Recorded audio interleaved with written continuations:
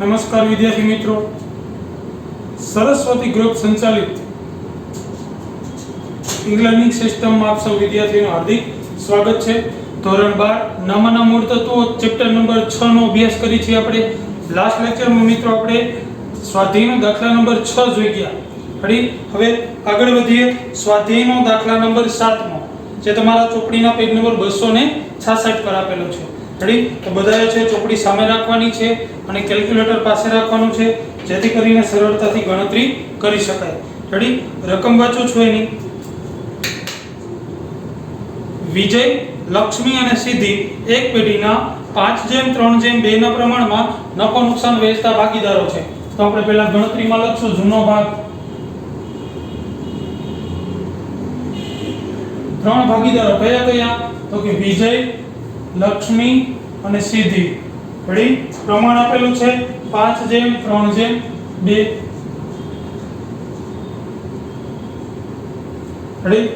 આગળ તારીખ 1/4/16 ના રોજ સિદ્ધિ નિવૃત્ત થઈ છે। સિદ્ધિ આપણા નિયમ મુજબ એને આપણે ચોરસ ખાનું કરી નીચે લખી નાખી S નિવૃત્ત, એનો ભાગ આપ્યો છે તો કે 2/10। આગળ જોઈએ નિવૃત્તિની શરતો નીચે મુજબ છે।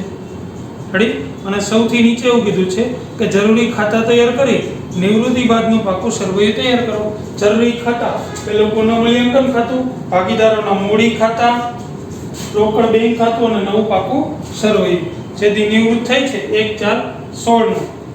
1/4/16 ના રોજ નિવૃત્ત થઈ છે, તો અહીંયા આવશે 1/4/16 ના રોજનું નવું પાકું સરવૈયું। તો પહેલો જવાબ છે વિજય અને લક્ષ્મીનું નફા નુકસાનનું નવું પ્રમાણ 2:3 રાખો। નવો ભાગ આપી દીધો છે, તો અહીં લખશું નવો ભાગ બરાબર 2:3। આપણને લાભ મળી જશે। લાભનું સૂત્ર છે લાભ બરાબર નવો ભાગ માઈનસ જૂનો ભાગ। પહેલા મેળવીએ વિજય, એનો નવો ભાગ 2/5 માઈનસ 5/10। અહીંયા 10 છે, અહીંયા 10 લેવા માટે તો કે 2 વડે ગુણાકાર કરશું તો ઉપર 4 - 5/10 બરાબર -1/10। જો લાભ મેળવવાને બદલે શું કરે છે? ત્યાગ કરે છે। તો ત્યાગ કરતો હોવાથી આની આપણે પાઘડીની રકમ છે એ ચૂકવવી પડશે આ ભાગીદારને। એવી રીતના મેળવીએ લક્ષ્મી, એનો નવો ભાગ એટલે તો કે 3/5 -3/10 બરાબર 10 લેવા માટે 2 વડે ગુણશો તો કે 6 - 3/10 બરાબર 3/10। આ વ્યક્તિ એક લાભ મેળવે છે। તો જે વ્યક્તિ લાભ મેળવે છે એ એકલો પાઘડીની રકમ આપશે। કેને આપશે? તો કે નિવૃત્ત થાય છે ને, અને જે ત્યાગ કરે છે બેયને આપશે। તો સૌપ્રથમ જો બીજો વાલો જો પેઢીની પાઘડીનું મૂલ્યાંકન 60,000 કરવું। મૂલ્યાંકન તો પેઢીની પાઘડી કેને પાઘડી ચૂકવવાની? એક તો નિવૃત્ત થાય છે ને, અને એક ત્યાગ કરે છે ને, બેયને ચૂકવવી પડશે।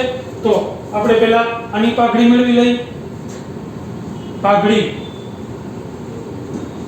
બરાબર કેટલું મૂલ્યાંકન થયું પાઘડીનું? તો કે 60,000 રૂપિયા। તો અહીંયા લખશું 60,000 એને ગુણ્યા કેટલો ત્યાગ કરે છે? તો કે 1/10। તો કેટલા આવશે એના ભાગે? મીંડું ગયો એટલે 6,000। એવી રીતના S ની પાઘડી મેળવી લઈએ બરાબર કેટલા? તો કે S ની પાઘડી 60,000 એને ગુણ્યા 2/10, તો એના આવશે 12,000। તો આમ છે એ પાઘડીની રકમ છે એ એક જ ભાગીદાર જે લાભ મેળવે છે લક્ષ્મી એ એક જ આપશે। કેને? આ બેયને આપશે। આને કેટલા આપશે? 6,000। આને કેટલા આપશે? તો કે 12,000 રૂપિયા। આ બેયને છે પાઘડી મળશે। તો જેને પાઘડી મળે રકમ મળે એના મૂડી ખાતામાં છે એ જમા બાજુ આવશે. તો આપણે જમા બાજુ છે એ લખી નાખશું. તો કે વિજયાને કેટલા મળશે? વિજયને મળશે 6000 રૂપિયા. તો વિજયના ખાનામાં લખી નાખી 6000. ત્યાર પછી તો કે સિદ્ધિને કેટલા મળશે? તો કે 12000 રૂપિયા. કોણ એને આપશે? તો કે લાભ લેનારા. કોણ લાભ લે છે? તો કે લક્ષ્મી. તો અહીં લખશું લક્ષ્મીના મૂડી ખાતે. રેડી? આ બેની મૂડીમાં વધારો થયો, આની મૂડીમાં ઘટાડો થશે. તો લક્ષ્મીના ખાનામાં લખશું પહેલા અહીંયા 6000 અને 12000.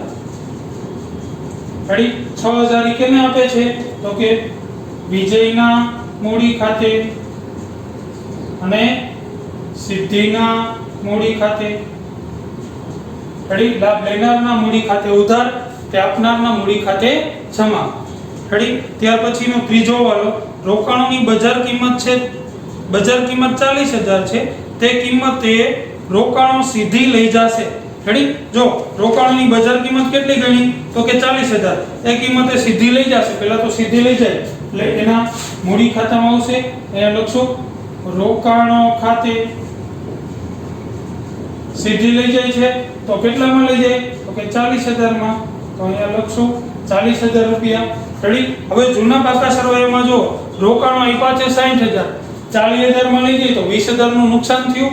રેડી? પણ આ નુકસાનને પહોંચી વળવા માટે જોવો જોઈએ મૂડી દેવા બાજુ રોકાણ વધઘટ ભંડોળ 15000 તો છે, 20000 નું નુકસાન થયું, પણ આપણી પાસે 15000 પડ્યા છે. તો હવે નુકસાન કેટલાનું થશે? માત્ર 5000 નું. તો નુકસાન તરીકે અહીં લખી રોકાણો ખાતે કેટલું નુકસાન થયું? માત્ર 5000 રૂપિયાનું. રેડી? 40000 માં સીધી લઈ જાય છે, રોકાણો 60000 ના છે. પહેલા તો એની મૂડી એટલી ઘટાડી. હવે 60000 ના 40000 માં લઈ જાય એટલે 20000 નું નુકસાન થયું, પણ મૂડી દેવા બાજુ રોકાણ વધઘટ ભંડોળ આપ્યું છે 15000. તો 20000 માંથી 15000 બાદ કરો, હવે નુકસાન કેટલું રહેશે? કે 5000. રેડી? ત્યાર પછીનો વાળો, દેવાદારોમાંથી 3000 ગાલખાત માંડી વાળવી અને 5% ગાલખાત અનામત રાખવી. પહેલા તો દેવાદારો આપ્યા છે જો 23000. રેડી? તો પહેલા છે આપણે દેવાદારની કિંમત અંદરની સાઈડ લખશું 23000. તો અહીંયા લખશી દેવાદારો અંદરની સાઈડ તો કે 23000. પહેલી સૂચના શું આપી છે? તો કે 3000 ગાલખાત. તો માઈનસ ગાલખાત કેટલી? તો કે 3000. આમાંથી બાદ કરો એટલે વધશે 20000. હવે આમાંથી માઈનસ ગાલખાત અનામત. રેડી? કેટલી ગાલખાત અનામત? તો કે 5%. તો કે 5% એટલે 20000 ના 10% એટલે 2000, 5% એટલે 1000. તો અહીંયા લખશું 1000 માઈનસ કરીએ એટલે ચોખ્ખા દેવાદારો મળશે 19000. રેડી? હવે જોવો જોઈએ જૂનામાં 4000 તો ગણેલા જ છે. રેડી? 4000 રૂપિયા જૂનામાં ગણેલા છે અને અહીંયા ગાલખાતના 3000 અને ગાલખાત અનામતના 1000. રેડી? સરભર થયું. રેડી? ઓમાં જૂનામાં 4000 રૂપિયા ગાલખાત અનામતના ગણેલા છે. રેડી? ઓલરેડી 4000 હતા. આપણે અહીંયા શું કર્યું છે? માત્ર એના ભાગ પાડી દે. એમાં 3000 ગાલખાતના ગણ્યા અને 1000 ગાલખાત અનામત. ક્લિયર? તો આની બીજી ક્યાંય અસર આવશે નહીં, કારણ કે 4000 નુકસાન હતું અને આપણે 4000 જ દર્શાવ્યું છે. રેડી? તો આની બીજી ક્યાંય અસર આપી શકાય નહીં. અને જો આપવી હોય તો કઈ રીતના આપી શકાય? તો કે બે બાજુ 3000. જો 3000 નું લાભય થાય છે, 3000 નું નુકસાન થાય છે. કઈ રીતના? તો કે 4000 રૂપિયા છે ગાલખાત અનામત ગણેલા હતા, એમાંથી આપણે ગાલખાત કેટલી ગણી? તો કે 3000. રેડી? ગાલખાત આપણે કેટલી ગણી? 3000. તો પહેલું આપણું નુકસાન થયું ગાલખાતનું નુકસાન થયું, તો અહીં લખશું ગાલખાત અનામત ખાતે 3000. બીજું અનામત તરીકે કેટલા ગણ્યા? તો કે 1000. અને ગાલખાત અનામત છે કેટલી? તો કે 4000. તો લાભ થયો 3000 નો, તો લાભ તરીકે અહીંયા લખી, પણ એની બીજી અસર ન આપો તો કાઈ નહીં, કારણ કે 4000 નું નુકસાન હતું, 4000 નું જ થયું છે. ક્લિયર છો? રેડી? ત્યાર પછીનો વાળો, ચોપડે દર્શાવેલ સ્ટોકની કિંમત તેની પડતર કિંમત કરતાં 1000 વધારે આપવામાં આવી છે. તો પ્રોપર કીધું છે કે સ્ટોકની કિંમત ચોપડે દર્શાવી છે જે કિંમત એ બજાર કિંમત કરતાં કેટલી છે? 1000 વધારે છે. રેડી? બજાર કિંમત કરતાં 1000 ચોપડામાં વધુ દર્શાવ્યા છે. તો એનો મતલબ એવો બજારમાં 1000 રૂપિયા ઓછા હશે, તો સ્ટોક આપ્યો છે 35000 તો પહેલા તો 1000 નો ઘટાડો કરશું, અહીંયા લખશું સ્ટોક ખાતે વધારે આવી ગઈ છે, આપણે ઘટાડી દઈએ કેટલી તો કે 1000. હવે સ્ટોકની નવી કિંમત લખી નાખી. જો જૂનામાં સ્ટોક તરીકે છે એ 35000 છે, તો આપણે સ્ટોકની કિંમત લખી નાખી 34000. નવી કિંમત 34000. રેડી? ત્યાર પછીનો હવાલો જોઈ.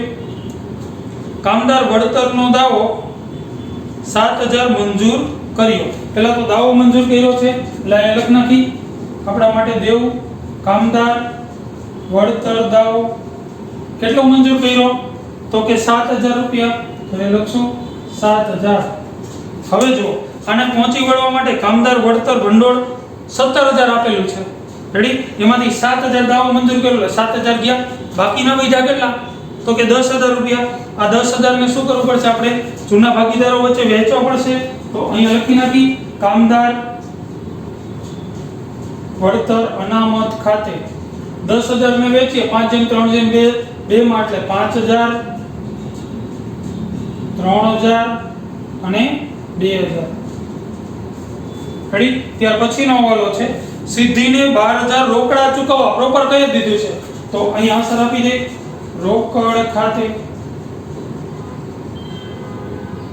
સિદ્ધિના ખાનામાં કેટલા તો કે 12000 રૂપિયા તો એને રોકડા ચૂકવી જ દેવાના છે. જો ઇનડાયરેક્ટલી એવું કીધું કે 12000 થી ઉપરના જેટલા વધે લોન તરીકે રાખવાના છે. રેડી? એ આપણને ઇનડાયરેક્ટ કીધું છે એટલે અહીંયા બીજી અસર લખી નાખી લોન ખાતે.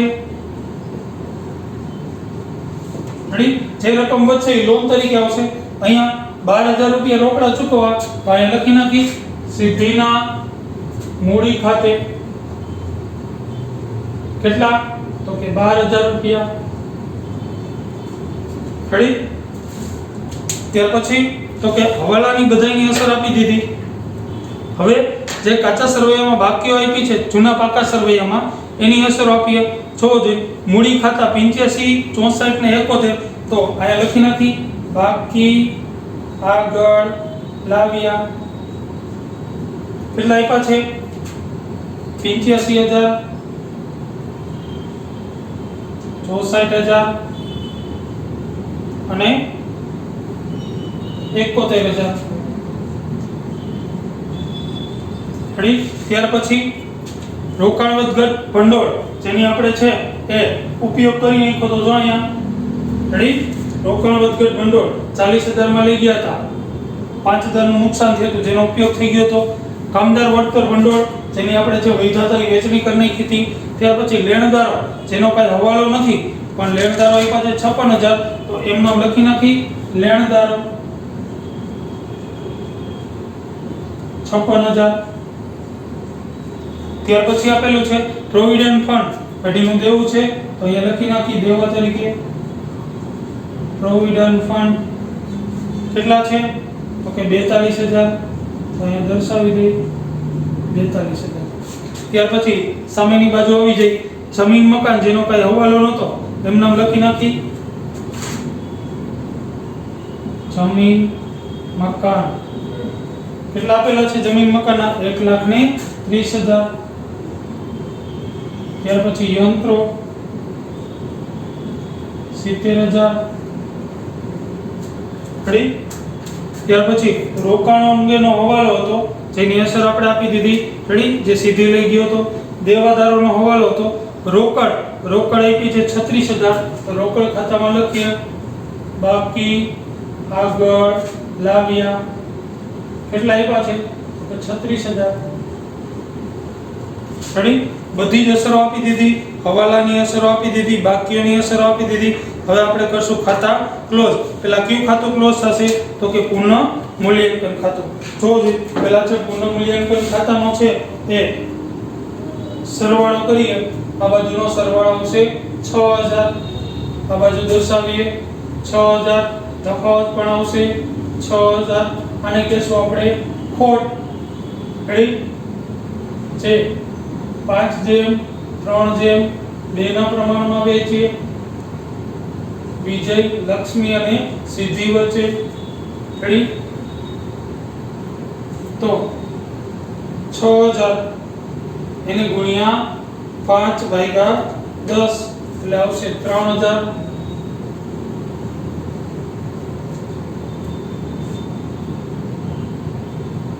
1500 અને 1800 રેડી 1500 અને 1800 અને 1200 રેડી 5 3 5 3 5 જેમ 3 જેમ 2 6000 છે એને ભાગ્યા 10 કરો એટલે 600 આવશે 6 35 એટલે 3000 6 તેરી 1800 6 દુ 1200 રેડી આમ છે એની વેચણી થાય અને બીજી અસર અહીં આપી દે પુનઃ મૂલ્યાંકન ખાતે કેટલા તો કે 3000 1800 અને 1200 આપણા નિયમ મુજબ પહેલા જે ભાગીદાર નિવૃત્ત થાય છે એનો સરવાળો કરવાનો રેડી આપણને આપેલા છે પહેલા 71000 પ્લસ 12 ને 2 14000 એટલે સરવાળો આવશે 85000 તો અહીંયા લખશું 85000 અહીંયા દર્શાવશું 85000 રેડી એમાંથી બાદ કરશું માઈનસ 40000 માઈનસ 12000 માઈનસ 1200 એટલે આવશે 31 અંશ 800 અહીંયા લોન તરીકે લખાતા 31800 રેડી અને બીજી અસર આપી દઈ એસ ની લોન સિદ્ધિની લોન કેટલી તો કે 31800 રેડી હવે આ બેનો સરવાળો કરીએ 64 અને 3 67000 આ બાજુ દર્શાવીએ 67000 એમાંથી બાદ કરીએ માઈનસ 12 ને 6 18 માઈનસ 18000 માઈનસ 1800 એટલે આવશે 47200 રેડી રીતના બાજુનો સરવાળો કરીએ 85000 પ્લસ 6 ને 5 11000 એટલે આવશે 96000 આ બાજુ દર્શાવીએ 96000 એમાંથી બાદ કરી 3000 એટલે આવશે 93000 અને આપણે કહેશું બાકી આગળ લઈ ગયા રેડી જેને આપણે છે એ મૂડી તરીકે દર્શાવી દઈ અહીંયા નવા પાકા સરવૈયામાં મૂડી વિજય અને લક્ષ્મી 93000 અને 47200 રેડી રોકડ ખાતું ક્લોઝ કરી ટોટલ આવશે 36000 આ બાજુ પણ 36000 એમાંથી બાદ કરીએ 36000 માઈનસ 12000 એટલે આવશે 24000 અને આપણે કહેશું બાકી આગળ લઈ ગયા રેડી અહીંયા દર્શાવી દઈ રોકડ ઓબ્લિક બેંક કેટલા તો કે 24000 હવે તો કે બંને બાજુનો છે એ સરવાળો કરીએ છો છે કઈ રીતના તો કે 130 પ્લસ 70 એટલે 2 લાખ થયા પ્લસ 34000 પ્લસ 19000 પ્લસ 24000 કેટલા મળશે 2,77,000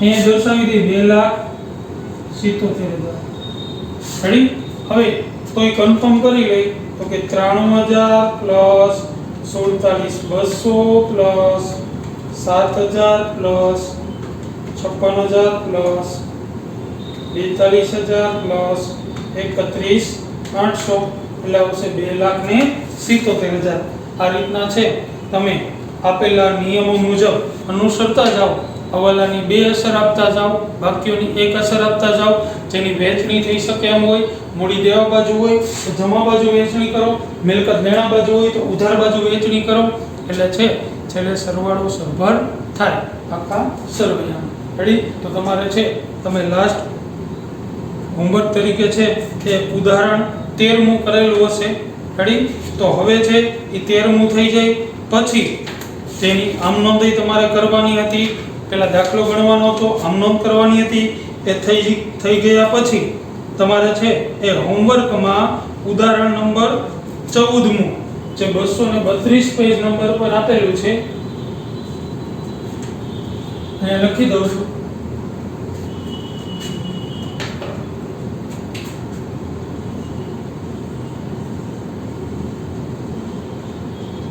HW ઉદાહરણ 14 જે તમારી ચોપડીના પેજ નંબર 232 પર આપેલું છે. પેજ નંબર 232 પર. રેડી? પહેલા આ ખાતા ડ્રો કરવાના છે, એન્ટ્રી આપવાની, પછી આ ગણતરી લખવાની. એ થઈ જાય પછી હોમવર્કમાં ઉદાહરણ નંબર 14 એ છે એ 14મું આખું તમારે જાતે ગણવાનું રહેશે. ગણાઈ જાય, ગણતરી પણ કરવાની રહેશે. ઓકે મિત્રો, થેન્ક યુ.